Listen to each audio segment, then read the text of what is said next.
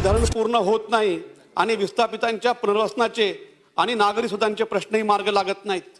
त्यामुळं ठराविक कालावधीमध्ये धरण पूर्ण होत नसल्याने या जमिनी शेतकऱ्यांना परत करण्यात याव्यात किंवा 2013च्या भूसंपादनाच्या नव्या कायद्यानुसार 5 पट वाढीव मावेजा त्यांना देण्यात यावा अशी मागणी या ठिकाणी मी करतो।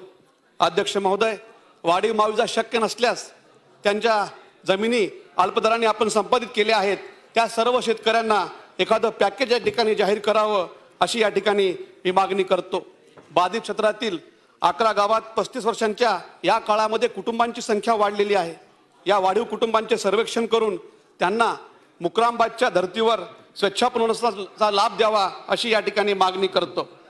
अध्यक्ष महोदय, बाधित क्षेत्रातील 12व्या आणि सगळ्यात मोठ्या मुक्रामबाद या शहराचे स्वच्छ पुनर्वसन शासनाने मंजूर केलेले आहे, पण या गावांच्या घराचा निवाडा 2015 मध्ये झालेला आहे आणि 5 वर्ष निवाडा होऊन सुद्धा अद्याप त्यांच्या निवाड्याची रक्कम त्यांना प्राप्त झालेली नाही। ती रक्कम लवकरात लवकर अदा करण्यात यावी अशी या ठिकाणी मागणी करतो। या धरणाचे काम लवकरात लवकर पूर्ण करून कायम दुष्काळग्रस्त असलेल्या आमच्या भागाला दिलासा द्यावा अशी या ठिकाणी मागणी करतो। अध्यक्ष महोदय, शेवटी एवढंच सांगतो, उम्र गुजर जाती है इंसान की एक घर बनाने में और हमें जरा भी शर्म नहीं आती बस्तियां उजाड़ने में। धरणग्रस्तांचे विस्थापितांचे प्रश्न संवेदनशीलतेने जोडावेत असं सरकारला या ठिकाणी विनंती करतो।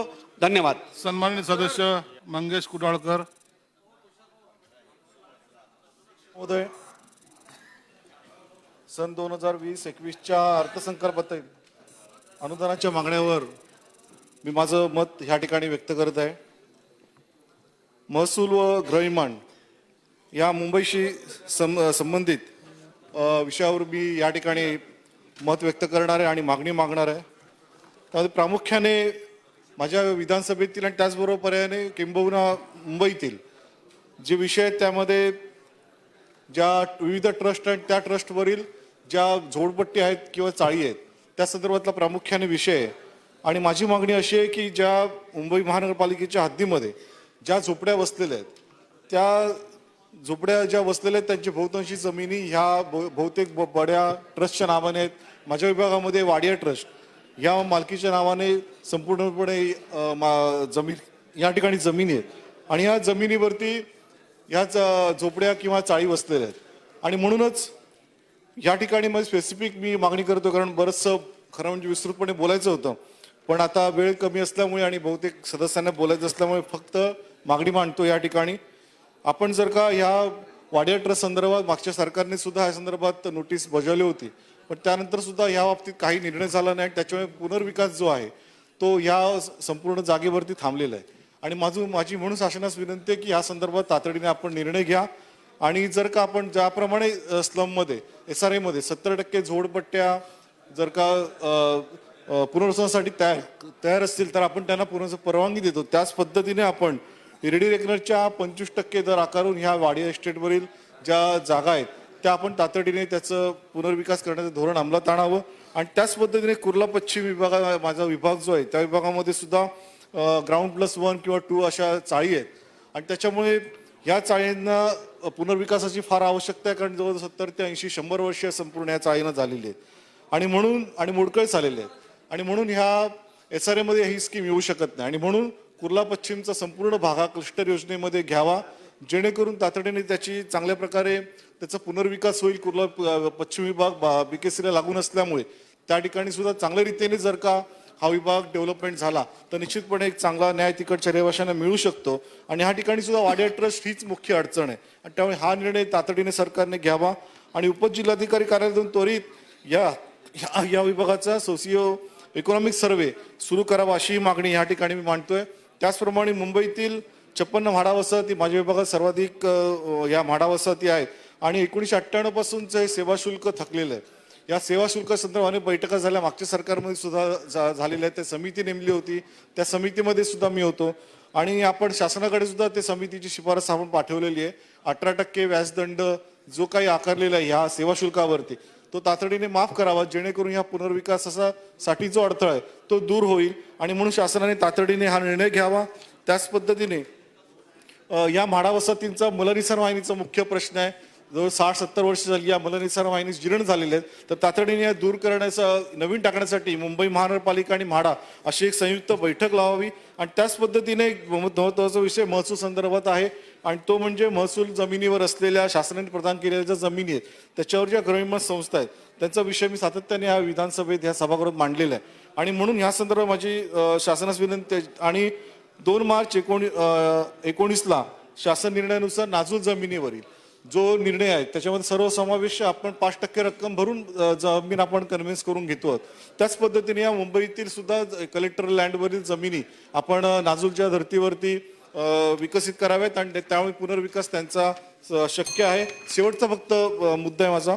आणि त्याच्यामध्ये सुद्धा आपण फ्री होल्ड जी धोरण आपण अंमलबजावणी त्याची करणार आहोत त्याच्यामध्ये सुद्धा ह्याच्यामध्ये PWR 219 अंतर्गत ज्या SC ST NT साठी आपण ज्या जमिनी दिलेल्या आहेत त्या जमिनी सुद्धा त्याच्यामध्ये त्याचा अंतर्भाव करावा जेणेकरून त्यांचा सुद्धा पुनर्विकास ह्यामध्ये होईल. आणि हा संपूर्ण पुनर्विकास करताना ह्या फ्री होल्ड जमिनी होण्यासाठी ज्या अटी शर्ती आहेत त्या अटी शर्ती नावावरती होण्यासाठी ज्या अटी शर्ती आहेत त्या तातडीने आपण शिथिल कराव्या जेणेकरून पुनर्विकासास चालना मिळेल. ह्या मागण्या माझ्या या संदर्भात आहेत. शासनाने त्याचा नक्की विचार करावा. धन्यवाद. जय महाराष्ट्र. सन्माननीय सदस्य कैलाश गोरंट्याल. सबसे पहले मैं आपका धन्यवाद देता हूं। सन 2020 और 21 के अर्थसंकल्प के अनुदान पर मुझे बोलने का मौका दिया। मैं सम्माननीय अजित जी पवार का महाराष्ट्र की जनता की तरफ से उनका धन्यवाद देता हूं कि सभी घटकों को न्याय देने का काम किया है। उनके बारे में 4 पंक्तियां कहता हूं। वो सर फिरी हवा थी, संभलना मुझको पड़ा था कि आखिरी चिराग बन के मुझे जलना पड़ा था। अंधेरों ने तो अपनी सरकशियां बढ़ा दी पर सूरज बन के मुझे फिर से निकलना पड़ा था। मैं उनका धन्यवाद इसलिए देना चाहता हूं कि वाटर ग्रिड पे जो कल मैंने भाषण किया कि 100 कोटी कम होते और उन्होंने आज अनाउंस भी किया कि ये टोकन ग्रांट है मैं और देने वाला हूं। उनका फिर से धन्यवाद देता हूं। मैं नगर परिषद के बारे में यहाँ 2-3 बातें रखना चाहता हूं। मैंने कल भी कहा कि स्टेट नगरोत्थान जो होता है नगर पालिकाओं के लिए एक वरदान होता है, पर उसके अंदर जो क्राइटेरिया दिया गया अ ब क, अ नगर पालिका को 25% कंट्रीब्यूशन भरना पड़ता है, ब का 15% भरना पड़ता है और क का 10% भरना पड़ता है। मेरी वित्त मंत्री और नगर विकास खाते के मंत्री से विनती है कि सरसकट सिर्फ 10% रखिए। कोई भी नगर पालिका अ ब क उनकी आर्थिक स्थिति एक जैसी होती, कोई अलग अलग नहीं होती। मेरी रिक्वेस्ट अजित पवार जी से है कि इसके बारे में जल्द से जल्द निर्णय ली जाए। दूसरी बात, नगर पालिका के पास जो अगर कोई स्कीम आती है तो उसकी स्कीम को 2 या 3 साल कंप्लीट होने के लगता है और 2 या 3 साल के बाद वो स्कीम के अंदर DSR रेट बढ़ जाता है, स्टील का रेट बढ़ जाता है, सीमेंट का रेट बढ़ जाता है। तो कॉन्ट्रैक्टर नगर पालिका को भाव वाड़ी का मांगता है कि आप उनको भाव बढ़ के दो, लेकिन नगर परिषद को कोई अधिकार नहीं होते और नगर परिषद को अधिकार नहीं होने हम भाव वाड़ नहीं दे सकते, जिसकी वजह से स्कीम अनकम्प्लीट होते हैं। एक्सलेशन, मैं इसलिए राज्य सरकार से विनती करता हूं कि एक्सलेशन का अधिकार नगर पालिका को दिया जाए, जिसकी वजह से हम लोग भाव वाड़ दे सके और काम कंप्लीट करने की क्षमता नगर पालिका में रहेगी। तीसरी बात, जो स्कीम का पैसा नगर पालिका पे आता है 2 या 3 साल रहता है, उसका जो इंटरेस्ट ब्याज में हमको मिलता है उसको वापर करने का अधिकार हमको है ही नहीं। उसका वापर करने का अधिकार राज्य सरकार को है। हमारे पास बहुत सारे काम रहते हैं, जैसे टेक्निकल सैंक्शन होते हैं या PMC होती है, उसको पैसे देने के लिए आवश्यकता होती है, तो इंटरेस्ट का पैसा नगर पालिका को वापर देने का अधिकार राज्य शासन ने देना चाहिए, ये मैं विनती करता हूँ। नगर पालिका का काम दिन पर दिन बढ़ता जा रहा है, क्षेत्र बढ़ते जा रहे हैं, लोक संख्या बढ़ते जा रही है, लेकिन अधिकारी जो आक्रूबंद कर्मचारी है अभी भी पद रिक्त है। आज भी नगर परिषद को किसी प्रकार के इंजीनियर या जो भी हमारे कर्मचारी वो दिया नहीं जाता। मेरी विनती है राज्य सरकार के लिए, आक्रूबंद के अंदर जो कर्मचारी रिक्त है पूरा भरना कि राज्य शासन ने देना चाहिए, जिसकी वजह से नगर पालिका के काम हो सकते हैं। रमाई घरकुल हो या पंतप्रधान आवास हो, इसमें बहुत सारी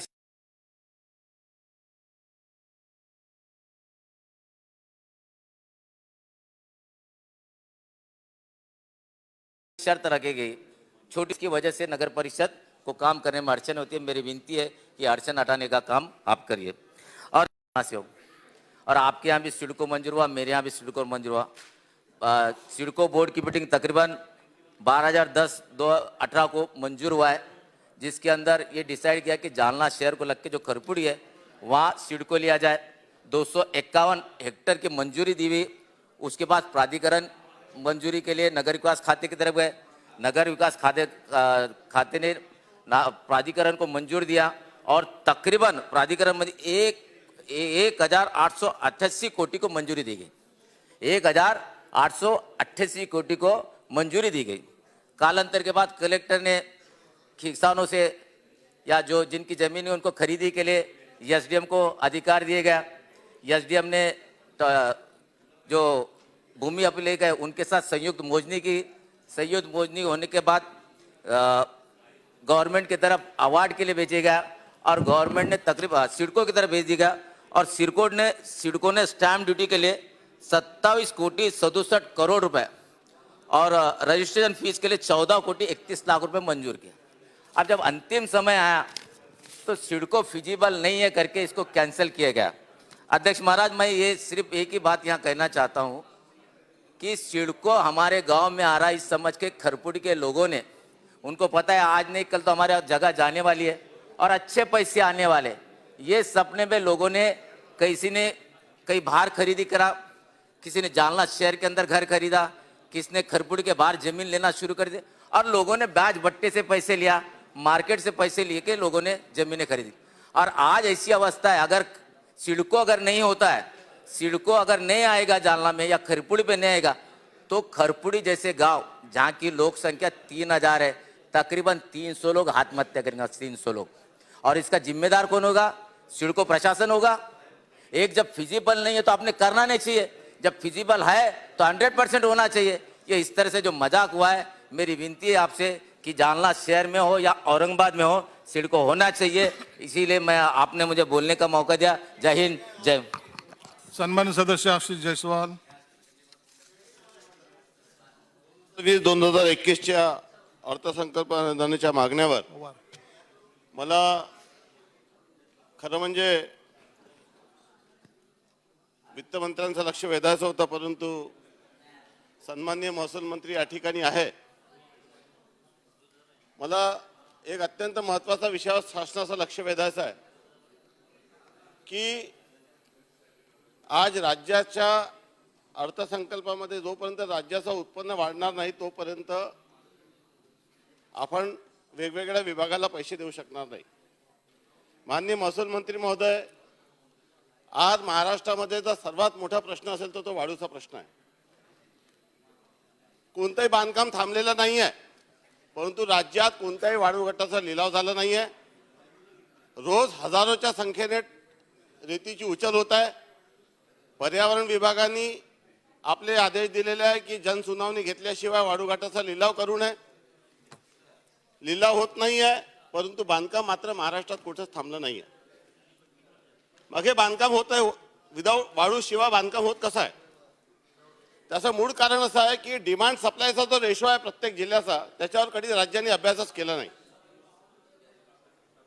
इतर राज्यातून येणारी जी वाळू आहे याच्यावर कुठलाही निर्बंध नाही आहे, कुठली झिरो रॉयल्टी पास आपण देत नाही. त्यामुळे रॉयल्टी मध्य प्रदेशची आणि वाळू महाराष्ट्राची, आणि अशा पद्धतीने सर्व वाळूचा उपसा सुरू आहे.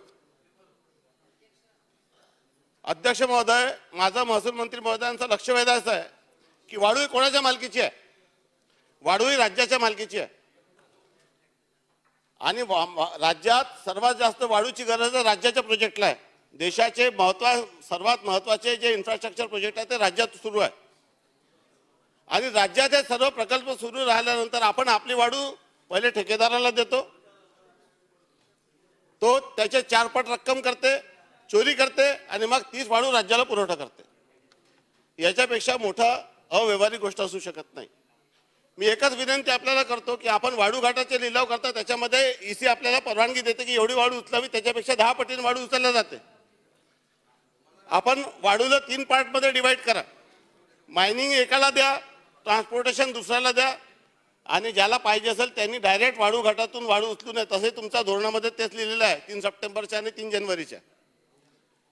परंतु डायरेक्ट रेती घाटाच्या ठेकेदाराला जर आपण वाळू दिली तर त्या अमर्यादित उपसा होईल. आणि आज देशाच्या अनेक राज्यांनी वाळू बंद केली आहे, महाराष्ट्रातली ती लवकरात लवकर बंद होणार आहे आणि पर्यावरणाचा मोठा नाश होत आहे.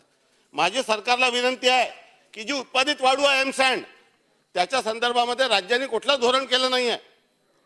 डिमांड सप्लायचा जो रेशो आहे, कोणी अनावश्यक वाळूचा वापर करत नाही. जेवढी गरज आहे तेवढी गरज त्याला पुरवावीच लागेल. जर तुम्हाला नैसर्गिक वाळू नाही आहे तर उत्पादित वाळू तुम्ही कशा पद्धतीने त्याला देऊ शकता. आणि आज 1,00,000 रुपये फाईन आहे ट्रॅक्टरवर, 1,07,000. कोणत्याही घरकुलच्या लाभार्थ्याला आपण सरकारने 12 जानेवारीला आणि 17 नोव्हेंबरला 2 नोटिफिकेशन काढले की घरकुलला वाळू फ्री केली आहे. 5 ब्रास एकालाही मिळत नाही या राज्यात. आणि घरकुल बनायला दिलं, 2 ट्रॅक्टर पकडले की सरकारचे घरकुलचे पैसे वसूल. 5,000च्या वर गाड्या जमा आहे अध्यक्ष महोदय, ट्रॅक्टर जमा आहे. आणि वाढू धोरणामध्ये जे जे पनिशमेंट लिहिलेले आहे ते कुठल्याही ट्रक मालकावर होत नाही. सर्व जे आहे हप्ता वसुली सुरू आहे छोट्या ट्रॅक्टरवाल्यापासून. माझी विनंती आहे की या संदर्भामध्ये लवकरात लवकर शासनाने जे सँड मायनिंग फ्रेमवर्क आणि सस्टेनेबल सँड मायनिंग गाईडलाईन्स जे गव्हर्नमेंटने दिलेले आहे त्याचा अनुरूप करून डिमांड सप्लायचा रेशो प्रत्येकाची गरज किती आहे याचा त्या जिल्ह्याची डिमांड विचारात घेऊन तसा पुरवठा करण्याच्या दृष्टीने नियोजन करावं. मला माहिती आहे वेळेची मर्यादा आहे, त्यामुळे मला फक्त माननीय ग्रामविकास मंत्र्यांचं लक्ष वेधायचं आहे की आज या बजेटमध्ये आपण जर पाहिलं तर घरकुलच्या संदर्भामध्ये कुठलंही भाष्य नाही आहे. पूर्ण देशामध्ये 2022 पर्यंत सर्वांना घर सांगण्यात येत आहे. केंद्र सरकारची प्रधानमंत्री आवास योजना आहे, राज्याची त्याला सप्लिमेंटरी अनुदान आहे. परंतु या अर्थसंकल्पामध्ये घरकुलसाठी काय आहे, पूर्ण महाराष्ट्राच्या वेगवेगळ्या ठिकाणी जाहिरात लागली. आज राज्य आपल्या सरकारची सुद्धा जाहिरात सुरू आहे की इतकं घर आपण देणार आहोत. परंतु या संदर्भामध्ये कुठलंही भाष्य या अर्थसंकल्पात नाही आहे. ज्या लोकांनी घरकुलचं बांधकाम सुरू केलेलं आहे त्यांना हप्ते मिळाले नाही, त्यांचे बांधकाम पावसाळ्यात येत आहे. सर्व आमदार आज महाराष्ट्रात ग्रामीण भागात किंवा शहरात फिरत असताना आमच्या घरकुलच्या पैशाचं काय होईल, आमचं अपूर्ण बांधकाम आहे, ही वस्तुस्थिती आहे. अधिवेशनाचे दिवस कमी झाल्यामुळे त्याच्यावर चर्चा होऊ शकत नाही. मग या राज्याच्या ज्वलंत प्रश्नाच्या संदर्भामध्ये यावर्षी किती टार्गेट आहे, किती घरकुल आपण वाटप करणार आहोत. शहराला आपण 2.5 लाख देतो, ग्रामीण माणसाला कमी देतो. त्याच्यामुळे ग्रामीण माणसाच्या बद्दल सरकारच्या विरोधात रोष आहे की आम्ही काय मेट्रो रिजन मध्ये जे ग्रामपंचायती येतात त्याला देखील आता 2.5 लाखाचा घरकुल झालेला आहे. ही जी तफावत आहे, त्याच्यानंतर शबरी आणि अनुसूचित जातीच्या घरकुलमध्ये सुद्धा तफावत आहे. घर बांधकाम करताना तुमची पॉलिसी स्टँडर्ड असली पाहिजे, सर्वांसाठी सारखी असली पाहिजे. परंतु हा जो तफावत आहे याला कुठेतरी शासन दूर करणार आहे का. मी शेवटचा मुद्दा मांडतो अध्यक्ष महोदय, मला माहित आहे की वेळेची अडचण आहे. परंतु आज खऱ्या अर्थाने माननीय वित्तमंत्र्यांनी 40,000 किलोमीटरची लांबी नवीन आपण करणार आहोत या ठिकाणी जाहीर केलं. आज महाराष्ट्रात मागील अनेक वर्षामध्ये जेवढे काम आपण करत आहोत अध्यक्ष महोदय ते सर्व VR आणि ODRचे करत नाही, मॅक्झिमम स्टेट हायवे आणि MDR झाले. आज महाराष्ट्राच्या ग्रामीण माणसाला मागच्या 70 वर्षामध्ये जे सरकारकडून जी वागणूक मिळाली अध्यक्ष महोदय ती सावत्रपणाची मिळालेली आहे. ग्रामीण माणसाला त्याच्या गावापर्यंत जाणारा रस्ता, हे गावाचे लोक गावात राहिले पाहिजे, किमान त्याला एक चांगला रस्ता त्या गावात असावा. आज ज्या दर्जेदार रस्त्याचे बांधकाम आपण ग्रामीण भागात करायला पाहिजे ते होत नाही आहे.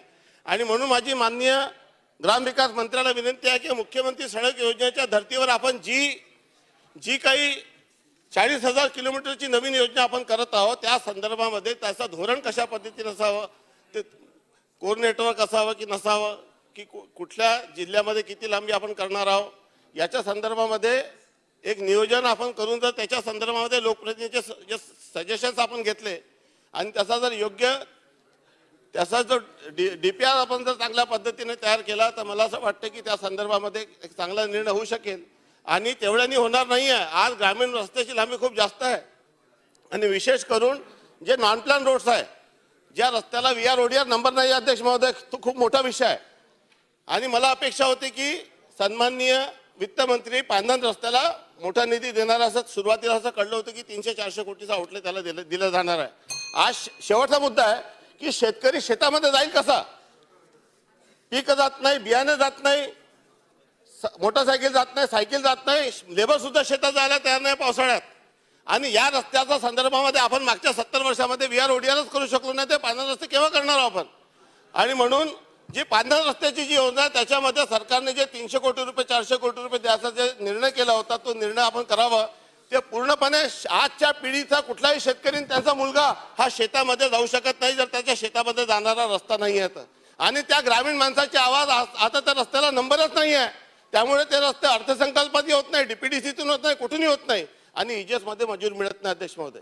आणि त्यामुळे माझी विनंती आहे की जे पांढऱ्या रस्त्याची जी योजना आहे त्याला आपण तरतूद नवीन हेड ओपन केलं. मी खूप मेहनत घेतली अध्यक्ष महोदय, मागच्या वर्षी नवीन हेड ओपन केलं परंतु त्या हेडमध्ये शून्य तरतूद आहे. माझी विनंती आहे सरकारला की पांढऱ्या रस्त्यासाठी आपण निश्चितपणे ठोक तरतूद या ठिकाणी करावी जेणेकरून राज्याच्या शेतकऱ्याला शेतीबद्दल आवड निर्माण होईल आणि त्याच्या शेतीची व्हॅल्यू वाढेल, त्याच्या दाण्याचा मार्ग सुकर होईल. या ठिकाणी अर्थसंकल्पावरती विभागीय असमतोल झाल्याची चर्चा बऱ्याच मोठ्या प्रमाणात झाली. परंतु त्याचबरोबर अजून एक महत्त्वाची गोष्ट म्हणजे अर्थसंकल्पामध्ये अजून एक असमतोल या ठिकाणी जाणवला, तो म्हणजे शहरी आणि ग्रामीण भागामध्ये. अध्यक्ष महोदय, याच अर्थसंकल्पात नाही तर बऱ्याचदा ग्रामीण भागाकडे फार मोठ्या प्रमाणामध्ये दुर्लक्ष करण्यात येतं सरकारकडून. आता सन्माननीय सदस्य जयस्वाल साहेबांनी तोच मुद्दा मांडला. मला आपल्याला विनंती करायची अध्यक्ष महोदय या ठिकाणी की आपण कितीही कर्जमाफी केली तरी सुद्धा या ठिकाणी आत्महत्या थांबणार नाहीत. जोपर्यंत आपण त्या ठिकाणी ग्रामीण भागामध्ये जे सरकारी अधिकारी आहेत, जे सरकारी कार्यालय आहेत, त्या अधिकाऱ्यांची मानसिकता जोपर्यंत आपण बदलणार नाही तोपर्यंत या ठिकाणी ग्रामीण जनजीवन उंचावणार नाही. अध्यक्ष महाराज, ग्रामीण भागाची काय परिस्थिती आहे हे मी आपल्याला त्यांच्या शब्दामध्ये सांगण्याचा या ठिकाणी प्रयत्न करणार आहे. या ठिकाणी मी त्यासाठी एक जुना सिनेमा आहे 10 वर्षापूर्वीचा, गोष्ट छोट्या डोंगरा एवढी. त्याच्यामध्ये त्या ठिकाणी मराठवाड्याचे भूमिपुत्र मकरंद अनासपुरे यांची भूमिका, जेव्हा त्यांना कोर्टामध्ये त्या ठिकाणी सजा सुनावली जाते त्या ठिकाणी ते जेव्हा भाष्य करतात त्यावरून आपल्याला सध्या शेतकऱ्याची काय परिस्थिती याची आपल्याला जाण होईल. अध्यक्ष महाराज ते म्हणतात, सरकारला दुःखाची जाणीव करून देणे गुन्हा असेल तर मी तो गुन्हा केलेला आहे. तुम्हीच आम्हाला सांगा आम्ही जगायचे का नाही. शेपूट हालून हालून म्हैस दमती पण कावळा हलत नाही, तसा आत्महत्याचा विचार आमची पाठ सोडत नाही. कोरड्या आबाळ्यावानी कपाळ असणाऱ्या बायका, बिनबापाची लेकरं असल्यासारखे माळावर फिरणारी जनावरे, हे सगळं गावाला नजर लागली म्हणून नाही झालं सरकार, तर गावाकडे कोणाची नजर गेली नाही म्हणून झालं. शिकलो नसतो तर किती सुखात राहिलो असतो, अन्यायाची जाणीवच झाली नसती, देवाचा कोप झाला असं समजून बसलो असतो अंधारात तुमच्या लाल दिव्याच्या गाडीला हात जोडत. गोचिडासारखे चिटकून बसले सातबाऱ्याला सावकार आणि बुजगावण्यासारखं उभा आहे सरकार. आभाळ वाटतंय सावत्र आईवनी, दुष्काळाचं कुरूप ठणकत चाललंय आणि शेतकऱ्यांसाठी कोंडवाडे बांधायचं ठरून सरकार शांत झोपी गेले देश महासत्ता होण्याचं स्वप्न बघण्यासाठी.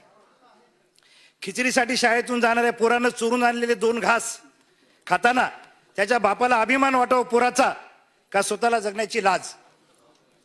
अजून अंत पाहू नका सरकार, शेताचा मसनवाटा झालाय.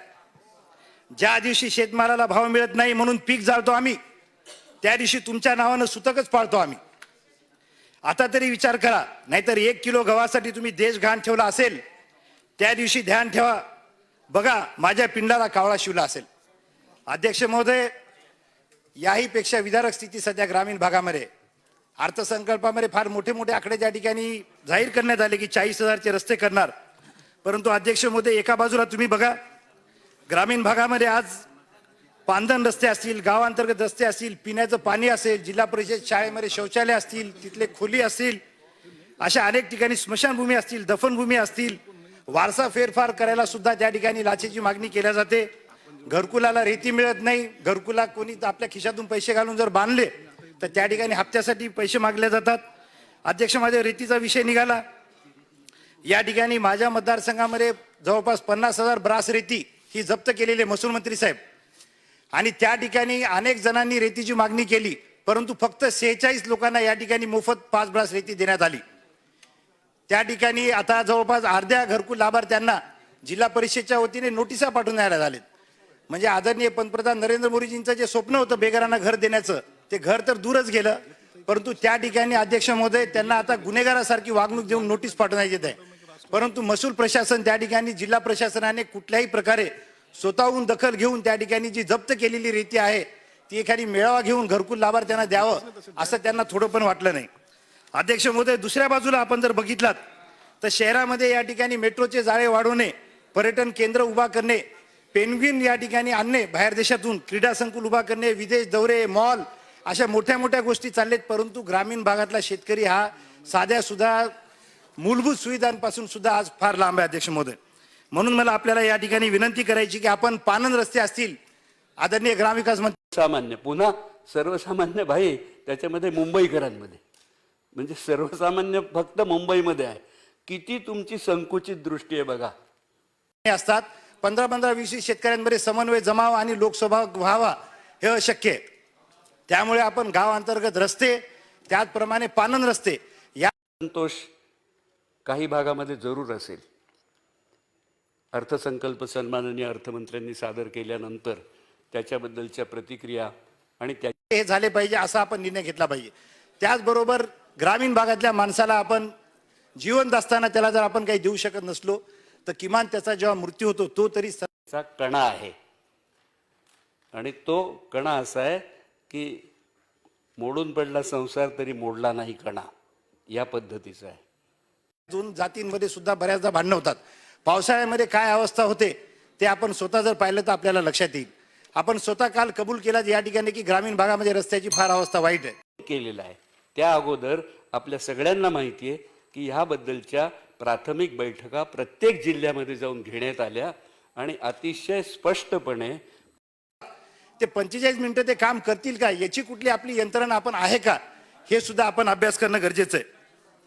अध्यक्ष महाराज, या ठिकाणी बँकांकडून शेतकऱ्यांना काय त्रास, हा अर्थसंकल्प मांडण्याआधीचाच विचार त्या ठिकाणी बोलून दाखवलेला होता. म्हणजे तुम्ही कायदा सुव्यवस्था घ्या, तुम्ही अर्थव्यवस्था घ्या, तुम्ही कृषी व्यवस्था घ्या, तुम्ही नागरी समस्या घ्या, या सगळ्यामध्ये हे सरकार बारकाईने काम करत आहे.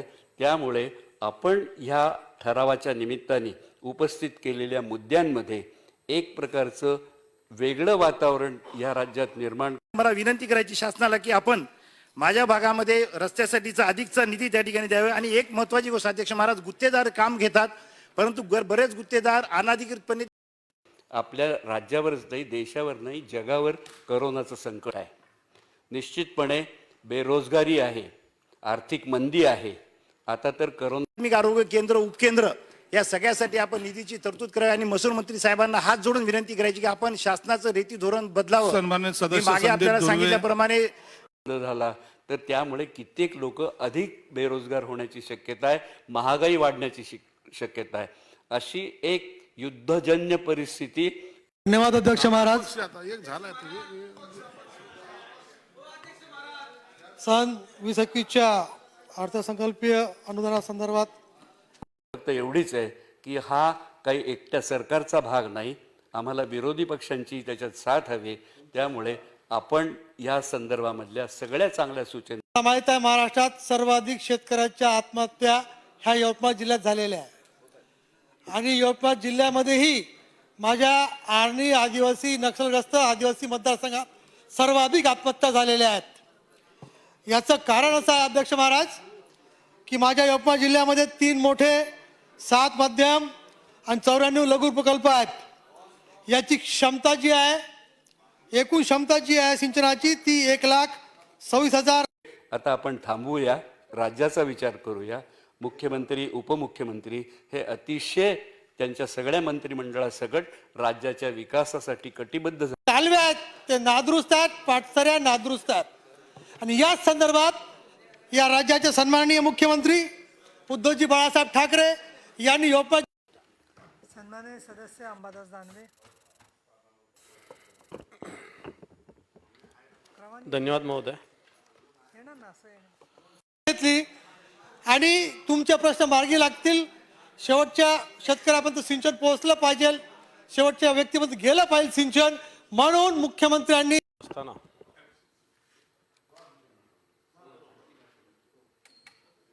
सभापती महोदय वेळेचं बंधन 10 मिनिटं. ला पाठवले. कलेक्टरांनी आमची परत मीटिंग बोलावली. आम्ही प्रस्ताव चीफ इंजिनियरला दिले. चीफ इंजिनियरनी VIDC ला पाठवले. VIDCनी 3 आपल्या समोर मांडलेले आहे. विशेषतः शेतकरी आणि कायदा सुव्यवस्था बोललो तर ते म्हणे असं कुठलं पत्र आलंच नाही मुख्यमंत्र्याचं. मग मी ते पत्र दाखवलं त्यांना. मग त्यांनी इन्क्वायरी केल्यानंतर असं लक्षात आलं कोणी पोट या विषयावर बोलणार आहे